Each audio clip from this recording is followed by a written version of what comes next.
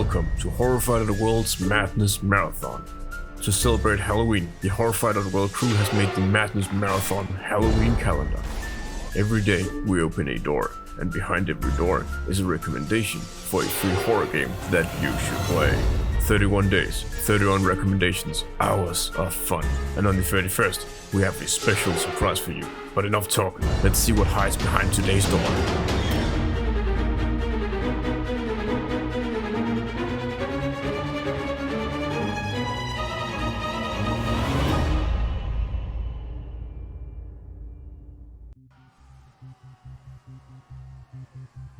I enjoy Left 4 Dead. It's my comfort game, and I'm sure that I've played through a campaign of Left 4 Dead, both to gather footage before writing this recommendation, but also immediately after, because writing about Left 4 Dead made me want to play Left 4 Dead.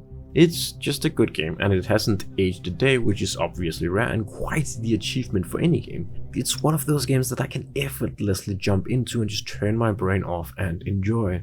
And while I have played it for thousands of hours, I could easily play it for another 1,000, especially given the volume of mods that are out there that provide experiences on par and even surpassing the official content available.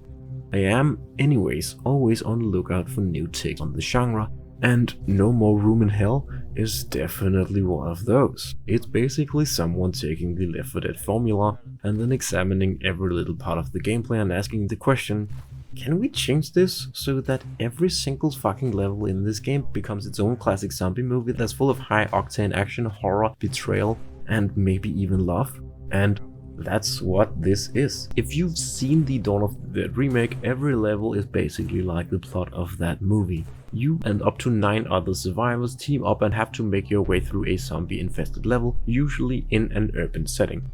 To get where you are going, you need to scavenge for supplies and solve puzzles, and more importantly, stay alive long enough to succeed. No More Room in Hell is basically the opposite of Left 4 Dead. You're not immune to the infection, every bullet counts, you are not particularly fast or particularly durable, and you won't be able to take on all of the undead on your own. If you've seen my playthrough of Resident Evil Cold Blood, it's basically that level of difficulty, if not a little harder, and with the same kind of objective-based gameplay, and then with a bunch of survival mechanics slapped on top. Like I mentioned, become infected, and if you are, you can continue playing until you succumb to the infection, which may happen at any moment and put your teammates in danger. But it can be worth it, as there is a serum that can press pause on the infection, allowing you to keep on living, maybe even long enough to escape.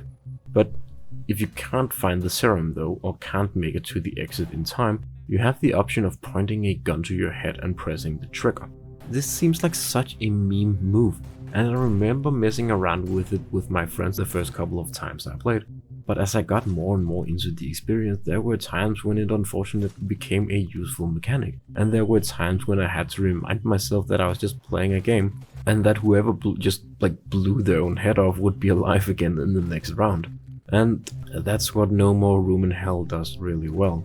Its combination of co-op and hardcore survival makes you really feel like you're in it together, because you have to be to stay alive, and even if you're not into online games, you should consider giving this a go. I'll even play with you if you're game, just hit me up on Discord. It's available on Steam, and I give it a 12 out of 13.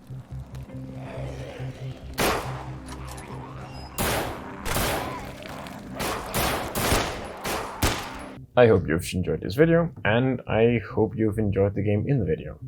Remember to go visit Horrify.world tomorrow and every day after for the remainder of October. You know, to see what other great free games are out there. From all of us here at Horrify.world, stay extra spooky during this month, and take care.